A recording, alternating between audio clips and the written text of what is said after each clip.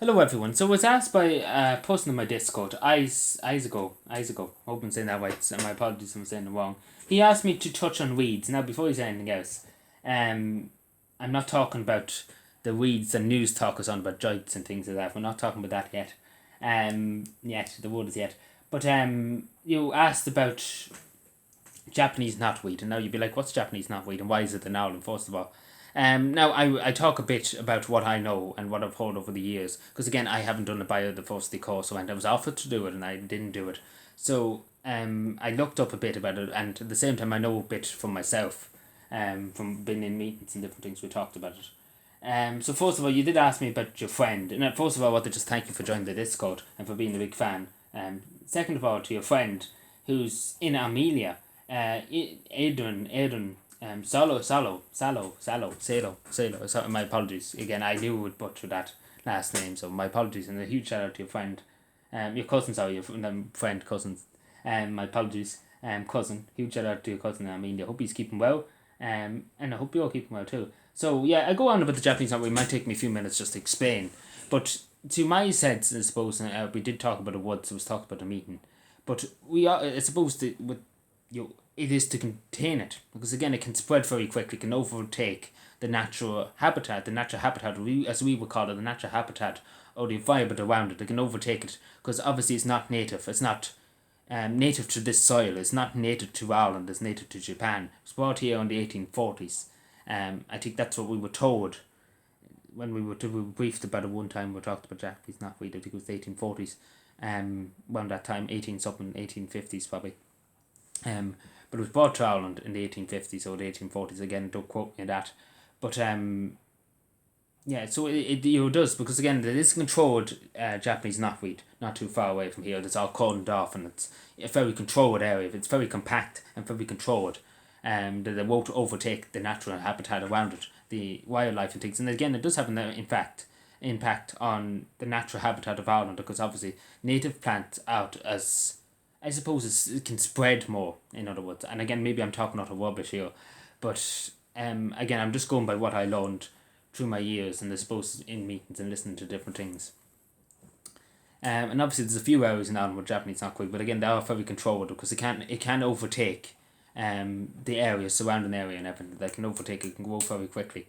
As far as I can gather, and as far as I can remember in my head. So I will look a bit at Google here now, because I did look up a bit.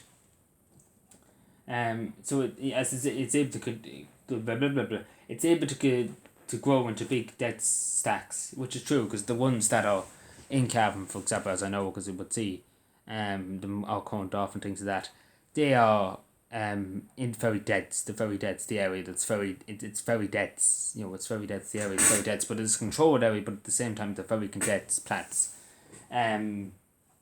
And they can grow up to 3 meters tall, which is long enough, for approximately 10 to 15 centimeters long, which is very, very long. Which, let's be believed, it's very, very long. That's what she said, but sure.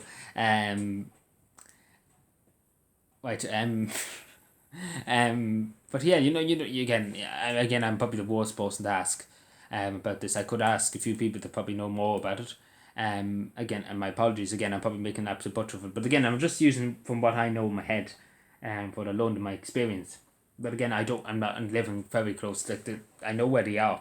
They're not 100 miles away, but I know where they are. But again, I wouldn't know too much about them. Be totally honest. But again, I hope that I suppose you probably already knew about it. I suppose, without me telling you, I suppose. I suppose.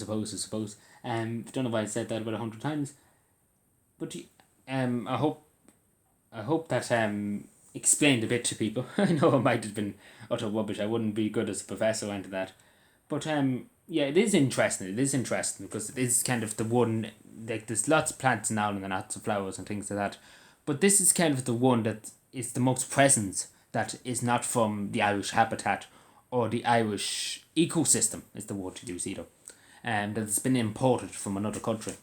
And obviously anything that's important, any variums or any animals and things like that, can have a huge impact on the environment and a huge impact on the animals and the habitat of Ireland, the habitat again, I'm talking a lot of rubbish here, but again, I hope that explains a bit I know, and maybe you can enlighten me on some things that I didn't know. Again, there's many probably more behind it. There's probably far more behind it than I would know. But I used a lot of what I did know to say, and looked up a bit obviously, what I've just read out. So yeah, I hope I hope that answers your question. But yeah, to everybody, thank you for watching. Again, no, this might have not been an interesting video, and it might have been just me rambling.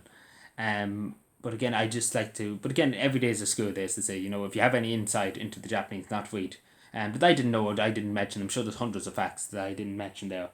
You can leave them in the comments and get in touch with me and tell me about them. I'd be interested to know. So yeah, thank you for watching. Please subscribe for more, and bye.